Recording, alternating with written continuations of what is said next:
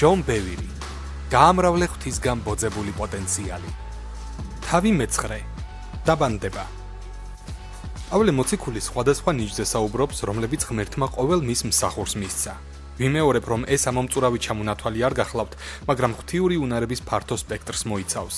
შესაძლოა ამაში არ დამეთანხმოთ, მაგრამ ნება-მომეცით მისი ამოსავალი პირობა გაგიზიაროთ. მოციქულის სიაში ვერსად ვხედავ სიმღერას, სასამართლოში საქმის წარმოებას, სიმსივნის ამოკვეთას ქირურგიული გზით, შთაგონებული სურათების ხატვას, მუსიკალურ ინსტრუმენტებზე დაკვრას და ბევრ სხვა ღვთისგან ბოძებულ უნარს, რომელსაც ყოველდღიურ ცხოვრებაში ვიყენებთ.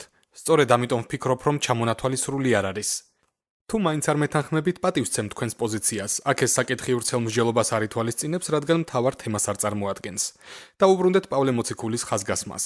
ძალიან მომწონს ქარიზმას, როგორც გარკვეული საგნების, კარგად კეთების, უნარის სახით გადმოცემა ახალი ცოცხალი თარგმანის NLT ვერსიაში. ეს წინამდებარე წიგნის მთავარ საკითხს ნამდვილად გამოკვეთს. წინა სამი თავი წინასწარმეტყველებისა და სწავლების გამრავლებაზე მოწმობდა. მოდი ყურადღება მივაქციოთ სხვა ნიჭს, ქველმოქმედებას, გაღებას. სამეფოსთვის დაბანდება. ერთი მეგობარი მყავს სახელად მაიკი. იგი იესო ქრისტეს მორწმუნე 11 წლის ასაკში გახდა, თუმცა ცათასამეფოს შენების საქმეში დიდი ნაყოფი არ მოუტანია. მასში თანდათან იზრდებოდა ამ მდგომარეობით უკმაყოფილება და ბოლოს 35 წლისას მარადიული ზეგავლენის უუნარობა ყელში ამოუვიდა. ხშირად ამ მდგომარეობამდე მისული ადამიანები ცოდნის, სიბრძნისა და რწმენის გარეშე ცდილობენ ცვლილებების განხორციელებას. მაიკი საქმეს გონივრულად მიუდგა. მან გადაწყვიტა, რომ საუკუნო გავლენისთვის პირველი ნაბიჯი რეზერვუარის გავსება იყო, ამიტომ მომდევნო 6 თვის განმავლობაში ბიბლიის 2000 მუხლი დაიზეპირა. 6 თვიანი პერიოდის გასვლის შემდეგ გადაწყვიტა ლიდერობის კონფერენციას დასწრებოდა ფენიქსში, არიზონას შტატში. მისი ფინანსური შესაძლებლობა სასტუმროს ნომრის დაქირავების საშუალებას არ იძლეოდა, ამიტომ სხვა 11 სტუდენტთან ერთად ორ საძინებლიან ბინაში ცხოვრობდა. კონფერენციაზე განსაკუთრებული შესაწირი შეგროვდა. ლიდერმა დამსწრეებს ლოცვისაკენ მოუწოდა. სანამ რაიმეს გაიღებდნენ. მაიკმა უფლისხმა გაიგონა. გაიღე $200. მაიკმა გააპროტესტა, ღმერთო, ამის მეტი ფული არც მაქვს. უფალმა რბილად უთხრა. მეტის გაღებას არც გთხოვ. მაიკი დაემორჩილა და მთელი თავისი ფული შესწირა. ღმერთმა ასევე მისცა მითითება, რომ ყოველ თვე $100-ზე $100 მეტი გაეღო დარჩენილი წლის განმავლობაში. მალე ღმერთმა მას სტრატეგიული იდეები მიაწოდა. შედეგად მისი ახალი ბიზნესი სწრაფად გაიზარდა. მომდევნო წელს მაიკმა გულში იგრძნო, რომ ცათასამეფოს მშენებლობისათვის $100-ზევით კიდევ $400 უნდა გაეღო. ერთი წლის შემდეგ ეს რაოდენობა თვეში $1000-მდე გაიზარდა. კიდევ ერთი წელი გავიდა და მაიკი თვეში უკვე $4000 სწირავდა. მომდევნო წელს $100-ის გარდა კიდევ $10000 გაიღო. ამ დროისთვის მაიკმა ღმერთს სთხოვა, რომ ცათასამეფოს შენებისათვის 10 მილიონის გაღების უნარი მიეცა. ეს თითქოს უზარმაზარი სათხოვარი იყო და წარმოუდგენელი ჩანდა, მაგრამ იგი მტკიცე იყო თავის რწმენასა და ლოცვაში. მიუხედავად ამისა, გაუგნებული დარჩა იმით, რაც გულში მოისმინა. შვილო, რატომ გინდა შემზღუდო? ამრიგად, მაიკმა ყოველგვარი საზღვრები მოხსნა და უფრო მეტის მიღება ერწმუნა. გარკვეული დროის შემდეგ მის მიერ გაღებულმა თანხებმა სწრაფი ზრდა დაიწყო. მომდევნო წელს მან $100-ის გარდა თვეში $17,000 შეწირვა შეძლო. მომდევნო თვეს თანხა $25,000-მდე გაიზარდა, შემდეგ $40,000-მდე. მომდევნო თვეს კი $50,000 გახდა. საბოლოოდ მაიკი ცათასამეფოს მშენებლობისათვის თვეში $100,000 გასცემდა. როცა უკანასკნელად ვკითხი ამ საქმეში წინსვლის შესახებ, $100-ის გარდა მისმა შენატანმა $150,000 მიაღწია. მაიკი ძალიან კარგად ცხოვრობდა თავისი შემოსავლის მხოლოდ 10-დან 15%-მდე თანხით. დიახ, სწორად წაიკითხეთ. იგი წლიური შემოსავლის 85-90%-ს გასცემს.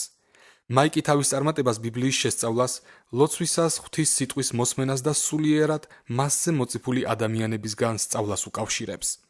როცა საქმე გამრავლებაზე მიდგება, სიტყვა გაღებას ვერ უგულვებელყოფთ, რადგან ის საკვანძო ელემენტია. ფინანსების სპეციფიურ სფეროში ბევრი კეთილი განზრახვით მორწმუნე შესაწირავს ასეთ ჭრილში უყურებს, რა შემიძლია დავთმო სხვებისთვის. ეს კეთილშობილური და ღვთიურია, მაგრამ თუ ეს ერთადერთი პერსპექტივაა, ის არასრულყოფილია. ნება-მომეცით აგიხსნათ. პირველი დადებითი კუთხით, ღმერთმა გულებში ჩაგვიდო მისი ხალხის მიმართ სიყვარული. ეს უანგარო გაღებისა და მსახურების შინაგან სურვილს წარმოშობს. ნებისმიერი გაღება ამ უპირატესმა სურვილმა უნდა წარმოშვას, თუმცა გონიერი დამფინანსებელი გაღებას არა მარტო სიყვარულისა და მსახურების ნიჭად მიიჩნევს, არამედ გარკვეულ იარაღადაც. დაბანდება გაზრდის მიზნით ნიშნავს რესურსების სრულად მოხმარებისგან თავის შეკავებას. ეს განსაკუთრებით ფინანსებს ეხება. ამჟამად მისი დახარჯვისგან თავი უნდა შეიკავოთ, რომ გასაზრდელად დააბანდოთ. მე და ლიზამ რამდენიმე წლის წინ 2 გასაყიდი ნაკვეთი ვიპოვეთ. მივხვდით, რომ იმჟამად მას დაბალი ფასი ჰქონდა, მაგრამ მალე აიწევდა. მათ შესაძენად გარკვეული ნაღდი ფული ჰქონდა და გადავწყვიტეთ პირად ხარჯებზე უარი გვეთქვა, რომ თანხა კიდევ უფრო გაზრდილიყო. ნაკვეთები იმაზე კარგი გამოდგა, ვიდრე ველოდით და სულ რაღაც 2 წელიწადში ჩვენი ინვესტიცია გაორმაგდა. შედეგად ჩვენი ნაღდი ფული 2-ჯერ გაიზარდა 2 წელიწადში. ახლა უფრო მაღალ საფეხურზე დაბანდების საშუალება გვაქვს. იესომ თქვა, რომ ცათა სამეფოში დაბანდებისთვის ჩვენ მრავალგზის მეც მივიღებთ ამ დროში. იხილეთ ლუკას სახარების მე-18 თავის 29-30 მუხლები. მას არ უთქვამს მომავალ ცხოვრებაში, არამედ ამ დროში.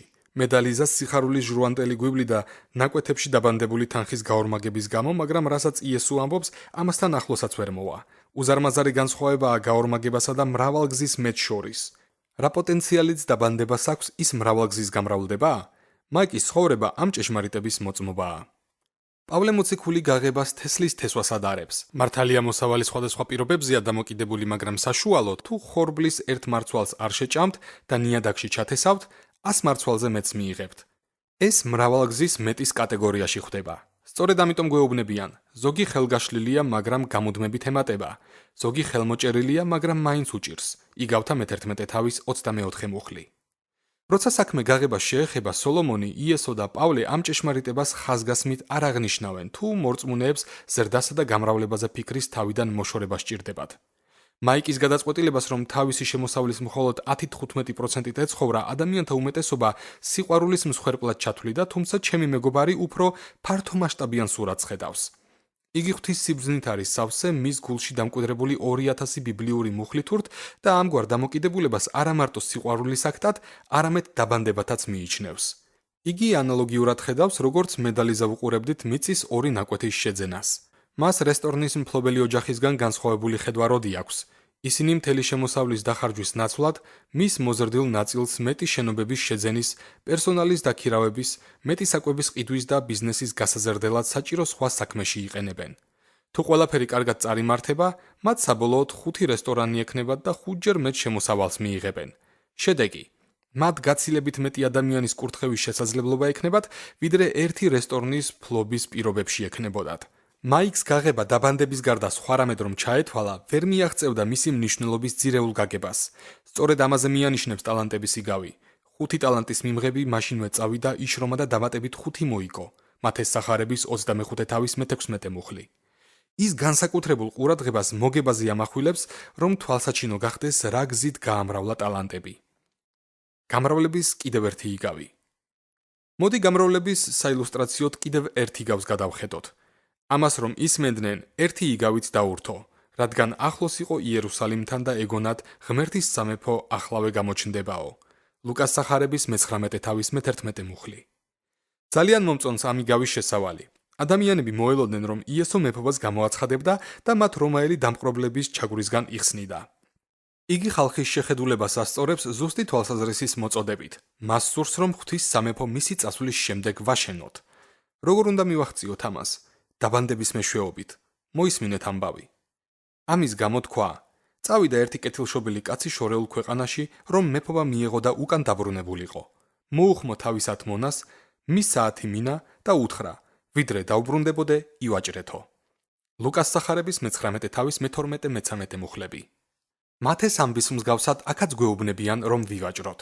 სიზარმაცე არ უნდა გამოვიჩინოთ ჩვენთვის მონდობილთან დაკავშირებით, არამედ ბეჯითად და გონივრულად უნდა ვიშრომოთ. მიუხედავად იმისა, რომ ეს ორი იგავი ერთმანეთს გავს, მათ შორის მაინც არის განსხვავება. მოდი გამოვიკვლიოთ, რა გამოარჩევს მათ. პირველი მათეს 3 მონაზე ლაპარაკობს, ხოლო ლუკა 10 მონას ახსენებს. მეორე, მათეს იგავში თითოეულს განსხვავებული ოდენობის ვერცხლი დაურიგა, ხოლო ლუკას იგავში ყველას თანაბრად ერგო 10 მინა. მესამე, მათეს ამბავში ლაპარაკი იყო 75 ფუნტის წონა ვერცხლზე, ხოლო ლუკას სახარებაში ფულის ერთეულზე.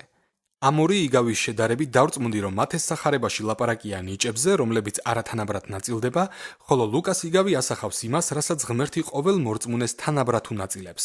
საფუძველ ჩამყრელი რწმენა, ღვთის სიყვარული, ღვთის სიტყვა, ჩვენი აღთქმებიდან მომდინარე კურთხევები და ასე შემდეგ. მიუხედავად ამისა, მათში მოცემული პრინციპები ერთნაირია.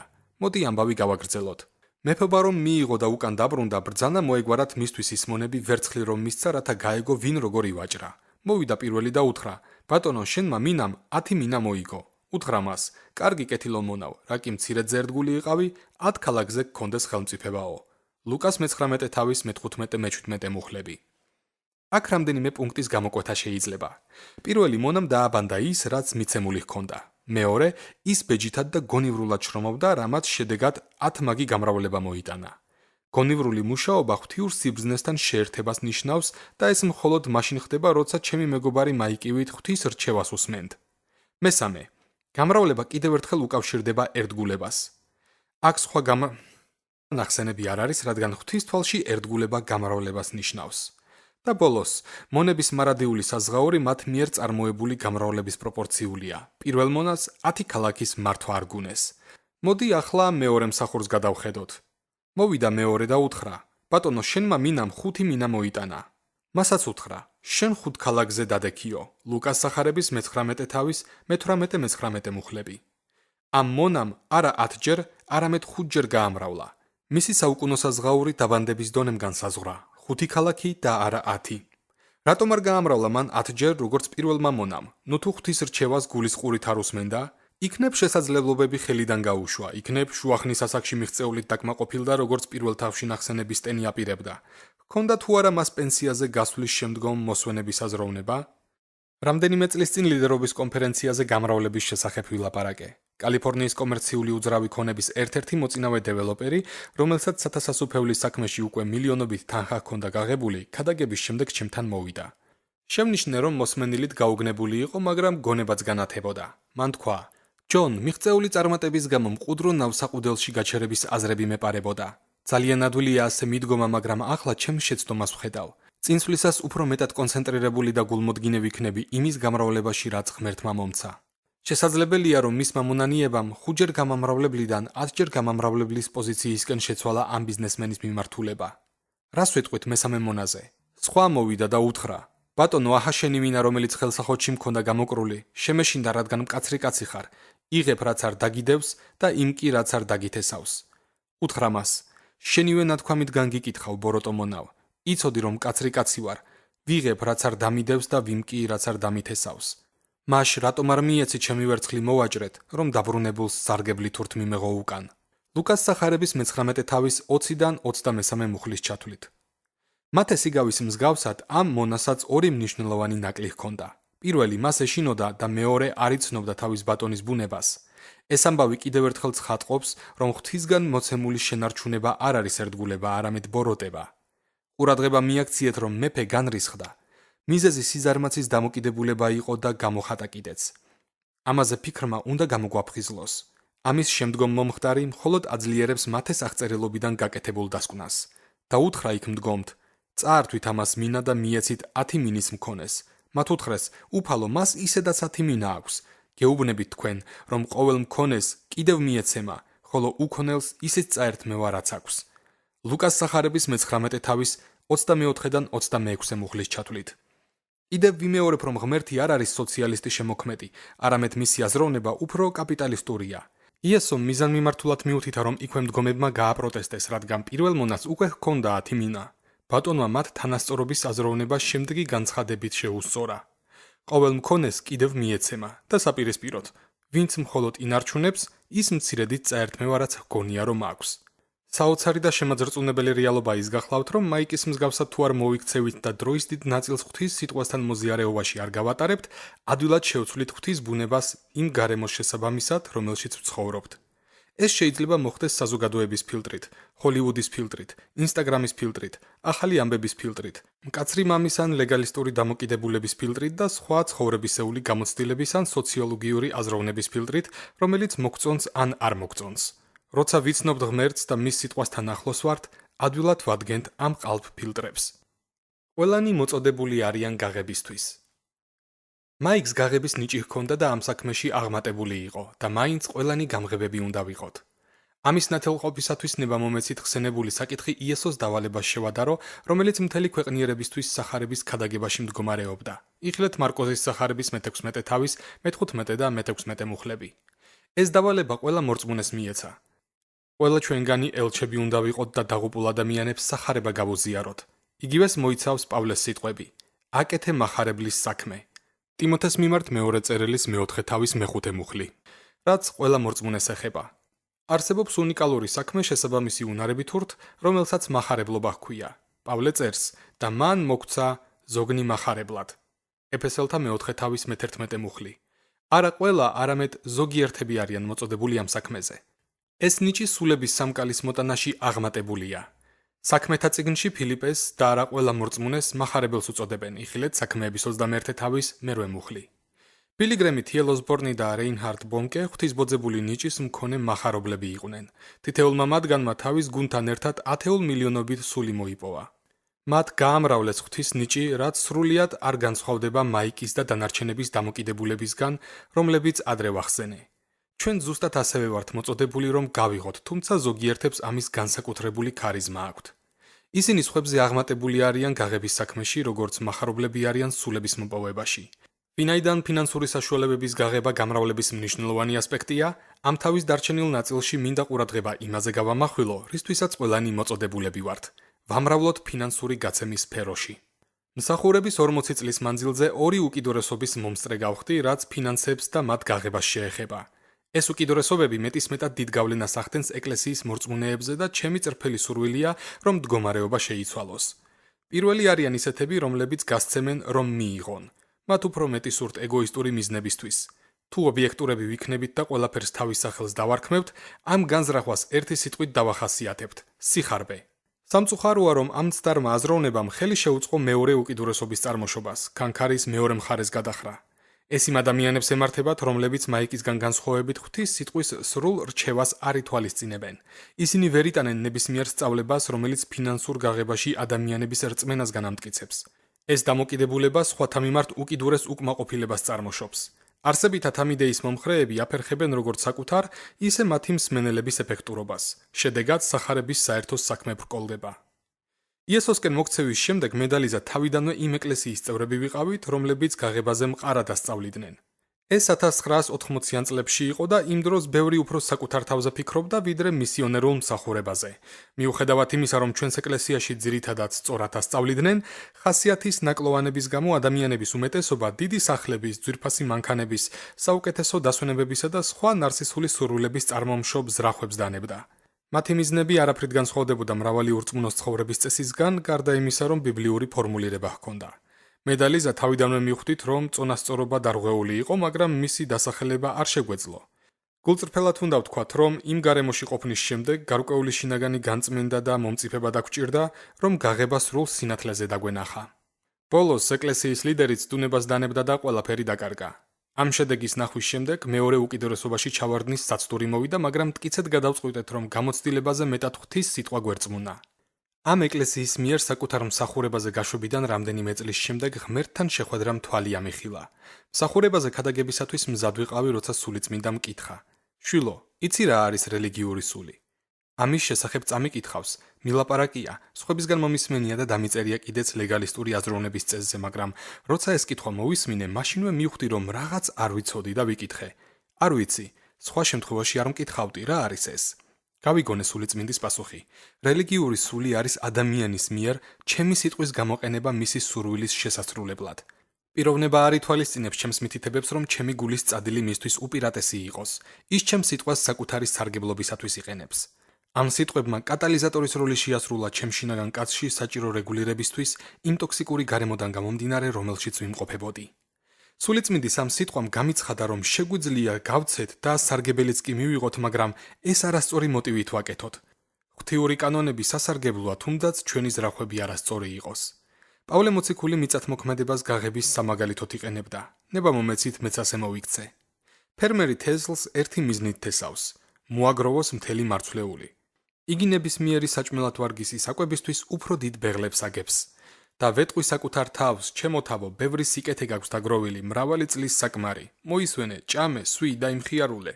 ლუკას სახარების 12 თავის 19 მუხლი. ღვთის პასუხი ასეთია: უგუნურო, მუხლი 21.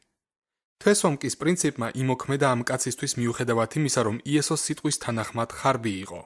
მეორე მხრივ, სხვა მიწათმოქმედი ალბათ სხვა ადამიანების დახმარებას და დაპურებას მოინდომებდა. ეს უკანასკნელიც იგივე მოსავალს აიღებდა, მაგრამ მისი რეაქცია სხვანაირი იქნებოდა. ის გულში იტყოდა: ოჰო, არა მარტო მე გამოვიკვებები, არამედ სხვებსაც დავეხმარები, რომ თემი უფრო ძლიერი და ჯანმრთელი იყოს. ახლა სიუხვის გამოჩენა შემიძლია. თესვამკის პრინციპი ორივე კაცისათვის თანაბრად მოქმედებს. სასაცილო იქნებოდა ადამიანებს თესვა და მოსავლის აღება რომ შეეწყვიტათ პირველი კაცის სიხარბის გამო და მაინც ბევრი ადამიანი ასე იქცევა ღვთის სამეფოსთვის გაღების საქმეში. მოდი უფრო მეტად ჩაუღრმავდეთ პავლეს სიტყვებს. ის ასე იწყებს: ამიტომ საჭიროდ ჩავთვალე მეთხოვა ძმებისთვის, რომ წინასწარ მოსულიყვნენ თქვენთან და გაემზადებინათ თქვენგან უკვე აღთქმული ძღვენი, რათა მზად ყოფილიყო როგორც კეთილი ნების და არა როგორც ნაძალადების საჩუქარი. კორინთელთა მიმართ მეორე წერილის მე-9 თავის მე-5 მუხლი. ეჭვგარეშია, რომ პავლე ფინანსურ ნიჭზე ან შესაწირზე ლაპარაკობს. იგი მიწათმოქმედების პრინციპს მიმართავს საილუსტრაციო თუ რას აკეთებს ღმერთი მათთვის, რომლებიც გაიღებენ. იმასაც გეტყვით, რომ ვინც ძუნწად თესავს, ის ძუნწად მოიმკის, ხოლო ვინც უხვად თესავს, ის უხვად მოიმკის. კორინთელთა მიმართ მეორე წერილის მე-9 თავის მე-6 მუხლი. თუ ჩვენი ერთადერთი მოტივი ხალხის დახმარებაა, რატომ ლაპარაკობს პავლე შესაწირიდან მიღებულ მოსავალზე? ნოთო შეცდომაა გამრავლების მეორადი მიზნის ქონა, განსაკუთრებით მაშინ, როცა ის ცათა სამეფოს ცხოვრების შენების უმთავრესი მიზნის ანთებას და ზრდას უწყობს ხელს. იქნებ პავლე მოციქული კორინთოს ეკლესიის ახალმორწმუნეებს ზრდიდა, თუ როგორ გაემრავლებინათ თავიანთი ეფექტურობა, როგორც იესომ გადმოგვცა ტალანტების იგავში. ხომ არ სთხოვს მათ თანაგრძნობის გამოჩენას, ამავდროულად კი დაბანდებასაც ასწავლის უფრო დიდ კურთხევად ქცევის მიზნით. ფიქრობ, ეს იყო პავლეს მოტივი, რადგან ამაზე გაგრძელება მეტყველებს. თვითეულმა გაიღოს ისე, როგორც გულით განეწყო, არც მწუხარებითა და არც ძალდატანებით, ვინაიდან ღმერთს სიხარულით გამცემი უყვარს. ღმერთს კი ძალუთ სიუხვე მოგცეთ ყოველგვარ მადლში, რათა ყველაფერში ყოველივეს საკმარისად მქონენი უხვნი იყოთ ყოველი კეთილი საქმისთვის. კორინთელთა მიმართ მეორე წერილის მე-9 თავი, მე-7 მე-8 მუხლები. ყურადღება მიაქციეთ, რომ ორი რამ უნდა შესრულდეს. პირადი საჭიროებები უნდა დაკმაყოფილდეს, მაგრამ პავლე ხაზგასმით აცხადებს, რომ ნამეტი სხვებს უნდა გაუზიარონ. სიუხვის უნარი გვიმრავლდება, რადგან დავაბანდეთ, ანუ თესლი დავთესეთ, ეს მოტივი კიდევ უფრო ძლიერდება. ხოლო ის, ვინც თესლს აძლევს მთესველს და პურს საჭმელად, მოგცემთ და გაამრავლებს თქვენს თესლს და გაზრდის თქვენი სიმართლის ნაყოფს, რათა ყველაფერში გამდიდრდეთ ყოველგვარი ხელგაშლილობისთვის. კორინთელთა მიმართ მეორე წერილის მე-9 თავის მე-10-11 მუხლები. პავლე ხაზგასმით აცხადებს, რომ გაღების მეშვეობით ღმერთი თქვენს რესურსებს გაზრდის. ეს ყოველგვარი ხელგაშლილობის შესაძლებლობას მოგცემთ. ხსენებული ჭეშმარიტება მხოლოდ იმ ადამიანებისთვის არ არის განკუთვნილი, რომლებსაც ფინანსური გაღების განსაკუთრებული ნიჭი აქვთ. ეს ყველა მორწმუნისთვისაა. ღმერთმა ეს სულიერი კანონი კარგა ხნის წინ დაადგინა. როცა მედალის ამსახურება დავიწყეთ, ჩვენი შემოსავალი წელიწადში $18,000 იყო. გადასახადებს ძლივს ვიხდიდით. მახსოვს პირველი შობა მსახურებაში ყოფნისას. რამდენიმე $-ის დაზოგვა მოვახერხეთ, რომ მასალა გვეყიდა და სახლში გამზადებული საჩუქრების პატარა კალათები აგვეწყო. სხვა არაფრის შეძენის საშუალება არ გქონდა. რამდენიმე წლის შემდეგ ჩვენმა პასტორმა განსაკუთრებული შესაწირის შესახებ გამოაცხადა. მედალიზეც გვინდოდა მასში მონაწილეობის მიღება. ღმერთი დაგველაპარაკა. გაიღეთ $1,000. 2 წლით ადრე ფულის გადანახვა დავიწყეთ, რომ პატარა სახლისთვის პირველადი შენატანი შეგვეგროვებინა. იმ დროისათვის $1,800 გქონდა. სულ ეს იყო, რაც შევძელით. არც საპენსიო დანაზაგვი გქონდა, არც რაიმე ინვესტიცია ან ანაბარი, რომ გაჭირვებისას გამოგვეყენებინა. თუ ამ ხელა თანხას გავიღებდით, სახლში მხოლოდ $800 დაგვრჩებოდა. ჩანდა, რომ ჩვენი წლების ნაგროვები თანხა მხოლოდ ამ ერთი შესაწირით მნიშვნელოვნად შემცირდებოდა და მომავალი წლებით სახლის შენატანისათვის საკმარისი თანხის მოსაგროვებლად იქნებოდა საჭირო. მიუხედავად ამისა, მაინც გავიღეთ ხსენებული თანხა, რადგან სხვებზე სასიკეთო გავლენის მოხდენაში მონაწილეობის მიღება გვინდოდა. ასევე ცდილობდით უფრო ხელგაშლილები ყოფილიყავით. წერილიდან ვიცოდით, რომ გაღების უნარის გაზრდა მხოლოდ იმ მცირედის გამრავლებით შეიძლებოდა, რაც ხელთ გქონდა. წლები გადიოდა და კალათებზე მეტი საჩუქრებისა და $1,000-ზე მეტი შესაწირის გაცემა შევძელით. მარტო ამ წელს მისიებისათვის გავიღეთ პირველ დიდ შესაწირზე 50-ჯერ მეტი. გვინდა მეც სიცოცხლეზე მოვახდინოთ გავლენა ყველა შესაძლო გზით. ღმერთმა ჩვენი შესაძლებლობა გაამრავლა და ხელგაშლილობის უნარი მოგცა. თითი ბიბლია ამ ჭეშმარიტებას ლამაზად გადმოგცემს. ხოლო გულუხვი ღმერთი, ვინც თესლს აძლევს მთესველს და პურს საჭმელად, მოგცემთ და გაამრავლებს თქვენს თესლს და უზომოდ გაზრდის თქვენი სიმართლის ნაყოფს. პირველი, იგი ყოველგვარ საჭიროებას აკმაყოფილებს და უფრო მეტსაც იძლევა. შემდეგ ის ამრავლებს თქვენს თესლს, რომ თქვენი ხელგაშლილობის მოსავალი გაიზარდოს. ყველაფერში გამდიდრდებით ყოველგვარი ხელგაშლილობისთვის. კორინთელთა მიმართ მეორე წერილის მე-9 თავი, მე-10 მე-11 მუხლები. ყურადღება მიექციეთ, რომ იგი გულუხვია ჩვენს მიმართ. იგი გამიზნულად ამრავლებს სათა სამეფოსთვის გაკეთებულ დაბანდებას, რომ ჩვენი ხელგაშლილობა გაიზარდოს. ამით ჩვენს ზეციურ ანგარიშს ვავსებთ, რომელსაც ვერც ჩრჩილი შეჭამს და ვერც ჟანგი დააზიანებს. მას ვერც ქურდები გატეხენ და მოიპარავენ, თან ამ ანგარიშიდან სარგებლობა დედამიწაზე ცხოვრებისას შეგვიძლია. დიახ, არსებობს საუკუნო საზღაური, მაგრამ ჩვენი გულუხვებით უქმნით ანგარიშს, რომელსაც აქაც გამოვიყენებთ. პავლემ ამის შესახებ ძალზე მკაფიოდ მისწერა ფილიპელ მორწმუნეებს. არა იმიტომ, რომ მოსაკითხს ვეძებდე, არამედ ვეძებ ნაყოფს, რომელიც თქვენს სასარგებლოდ მრავლდება. ფილიპელთა მიმართ წერილის მე-4 თავის მე-17 მუხლი. ისევე როგორც ზოგიერთებს აქვთ საბანკო, სააქციო და საინვესტიციო ანგარიშები, მორწმუნეებსაც აქვთ ზეციური ანგარიშები. ეს ანგარიში ძალას გვმატებს, რომ დედამიწაზე ცათა სამეფოს შენების ეფექტურობა გავამრავლოთ. რა მოხდება თუ ყველა მორწმუნე გაიგებს, გააცნობიერებს და ირწმუნებს ამ სულიერ კანონს? სახარებით უფრო სწრაფად მოვიპოვებდით დაღუპულ ქვეყნიერებას ცათა სასუფევლისათვის. ნათელია თუ არა რატომ ცდილობს სასუფევლის მტერი ყველა შესაძლო გზით ხელის შეშლას, რომ მორწმუნეებმა ართესონ ფინანსური თესლი. მე და ლიზას ახლო მეგობრები ყავს ცოლქმრის, ფილისა და დანას სახით, რომლებიც გამორჩეული გამღებები არიან. ისინი ცათა სამეფოსთვის თავიანთი შემოსავლის დაახლოებით 50%-ს გასცემენ. ამას წინათ ერთი მახარებლური მსახურებისათვის $100,000 საჩუქრად გასცეს. 2 დღის შემდეგ სხვა მსახურებას სხვა მახარებლობისთვის $100,000 შესწირეს. ეს კარგად ვიცი, რადგან მეორე მსახურება Messenger International-ი გახდათ. ფილმმა თავისი ბიზნესი წლების წინ წამოიწყო და ჩვეულებრივად უძღვებოდა, მასში არაფერი იყო აღმატებული. თუმცა 20 წლის შემდეგ ფილმმა და დანამ ღვთის წინაშე აღთქმა დადეს, რომ მსახურებას $250,000 შესწირავდნენ მომდევნო 3 წლის მანძილზე. ეს სრულიად შეუძლებელი ჩანდა, მაგრამ მათ ღვთის ჩარევისთვის საკმარისი სივრცის დატოვება სურდათ. ფილის ბიზნესი აყვავდა, მაგრამ მან ჯერ კიდევ არ იცოდა, რამდენად კარგად მისდიოდა საქმეები. 3 თვის შემდეგ გააანალიზა, რომ ანგარიშზე ზედმეტი $250,000 ჰქონდა. ამიტომ მან და დანამ გადაწყვიტეს, რომ აღთქმა დაუყოვნებლივ შეესრულებინათ და არ დალოდებოდნენ 3 წლის გასვლას. ფილმმა ასე მითხრა: ჯონ, აი როდის დაიწყო ჩვენთვის წარმოუდგენელი გაღების საფეხურები.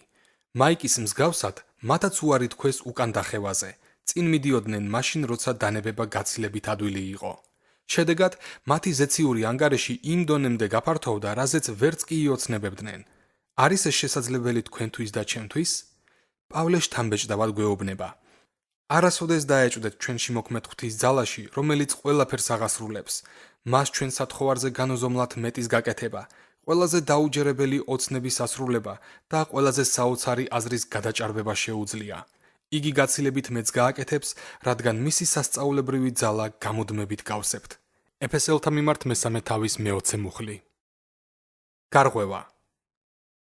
წლების მსახურებამ მასწავლა, რომ გამოვიცდებით როგორც ხარიზმაში, ისე ფინანსურ შესაწირში. იქნება დრო, როცა არც ერთი გამომცემელი არ დაინტერესდება თქვენს წიგნზე საუბრით. ფაქტობრივად ასე შეიძლება წლები გაგრძელდეს, უკვე შეწყვეტა გინდათ, რადგან ეს დიდ შრომას უკავშირდებოდა, წიგნი ყველგან მიიტანეთ და არსაიდან ჩანს რაიმე სახის ცვლილება და მაინც მორჩილებით აგრძელებთ. მოულოდნელად გარღვევა მოდის. ან ისეც ხდება, რომ გასცემთ შესაწირს და არაერთხელ, მაგრამ მოსავალი სწრაფად არ მოდის. ისე ჩანს, რომ ფინანსები ძლივს ყოფნით და მეც ვერაფერს გააკეთებთ. შემდეგ ღმერთი გელაპარაკებათ, როგორც მაიკს და ემორჩილებით, თუნდაც ეს შეუძლებელი გეჩვენებოდეთ. თქვენ ცხოვრებაში გარღვევა მოდის და გაღების სხვა სამყაროში გადადიხართ. რა არის გარღვევა? Dictionary.com მას განსაზღვრავს როგორც დაბრკოლების ან წინააღმდეგობის მოშორების ან დაძლევის აქტს, შემთხვევას. წარმოიდგინეთ ასეთი სურათი. წყალს ჯებირი აკავებს. წყლის დონე თანდათან იმატებს ერთ მხარეს, მაგრამ ჯებირის შეურყეველი რჩება. მოულოდნელად ჯებირზე ნაპრალი ჩნდება. მოკლე ხანში წყალი მთელი სიმძლავრით გამოხეთქავს. ახლა დაბრკოლება მოშორებულია და წყალი თავისუფლად მიედინება იქ, სადაც ადრე წინააღმდეგობა საწყდებოდა. ეს გახლავთ გარღვევა. მეფე დავითი აცხადებს: ნიაღვარევით წალეკა უფალმა ჩემი მტრები ჩემივე ხელით. პირველი ნეშტთა მე-14 თავის მე-11 მუხლი. წყლის დონის აწევა და გადმოხეთქვა გახლავთ ჭეშმარიტებისადმი ჩვენი გამუდმებული მორჩილებისა და შემდეგ გარღვევის სურათი. თავისუფლად მომდინარე წყალი ნაყოფიერებასა და სიუხვეს წარმოადგენს. რაც შეეხება ჩვენს მეგობრებს ფილსა და დანას, პირველი 100,000-ის შეწირვის შემდეგ ფილმა მითხრა, რომ მათ ბიზნესში რეკორდული კვირა დადგა და მთელი $100,000 და უფრო მეტიც მიიღეს უკან, მხოლოდ ერთ კვირაში. აი როგორია გარღვევა. ეს დასაწყისიდანვე ასე არ ყოფილა. ისინი შესაწირავს რეგულარულად იძლეოდნენ, მაგრამ მოსავალი მაშინვე არ მიუღიათ. წლების განმავლობაში გამუდმებული თესვის შემდეგ გარღვევა მოვიდა და მოსავალი თითქმის დათესვისთანავე მიიღეს. ეს არის ამოს წინასწარმეტყველის სიტყვები. აჰა, დგება დღეები, ამბობს უფალი, როცა მარცვლეული და ყურძენი იმაზე ჩქარა გაიზრდება, ვიდრე მათი მოსავლის აღების დრო დადგება. ამოსის მეცხრე თავის მე-13 მუხლი. მეფე იაკობის თარგმანის ახალ ვერსიაში ეს ჭეშმარიტება მშვენიერი სურათის სახით გვევლინება. აჰა, დგება დღეები, ამბობს უფალი, როცა მხნელი წამოეწევა მომკელს და ყურძნის მწურავი მთესველს. ტკბილ ღვინოს ჩამოწვეთენ მთები და ყველა ბორცვი დადნება. მომკელს ისეთი უხვი მოსავალი ექნება, რომ მთესველი თავისი საქმიანობით წამოეწევა. ყურძნის მწურავები ჯერ კიდევ წინა სეზონის მტევნების წურვაში იქნებიან, როცა მხნელი მომდევნო წლისათვის მიწის დამუშავებას დაიწყებს. საოცარია შედეგის ამსახველი სურათი. მხნელებს, მომკელებსა და ყურძნის მწურავებს ღვინის დაწურვის სურვილი აერთიანებთ. მოусმინეთ გამოცხადებულ შედეგს. ტკბილი ღვინო იდინებს, არ შეწყდება მისი წვეთა და აღარ იქნება მოუსავლიანი წლები. ავტორის პერეფრაზი. არსებობს მომენტი ჩვენს ქარიზმასა და ფინანსების გაცემაში, როცა ეს კონკრეტული მოვლენა ჩნდება. იგივე მოხდა როგორც მაიკის, ისე ფილისა და დანას ცხოვრებაში. რაც შეეხება Messenger International-ს, უამრავი შეცვლილი ცხოვრების მოწმობა გვინახავს წლების განმავლობაში დათესილი რესურსებიდან. ყურძენი იმაზე სწრაფად მოდის, ვიდრე მოსავლის აღებას ასწრებ.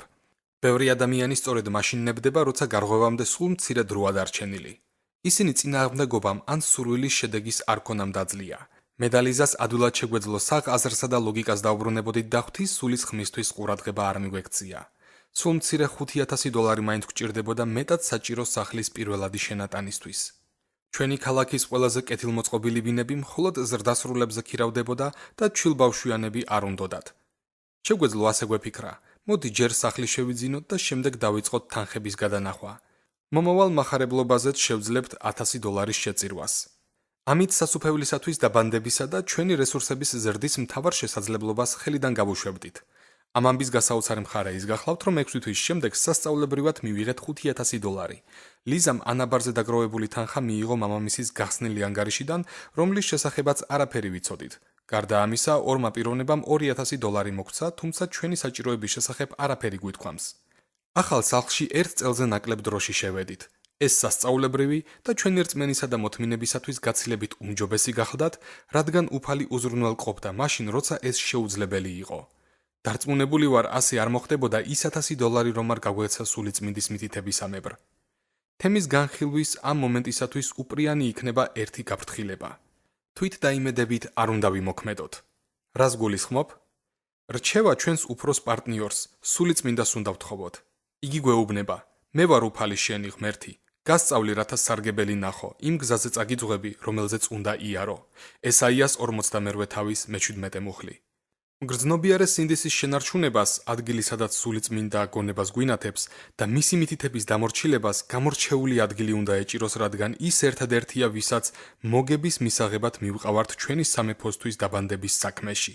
იგი $1,000 არ მოგცემდა წინასწარმარ ეჩორჩულა მოთხოვნა ჩვენს გულებში. ზოგიერთები მის რჩევას არ უსმენენ. სხვები მის რჩევას ვერ ისმენენ, რადგან მეტისმეტად ბევრჯერ უთხრეს არა.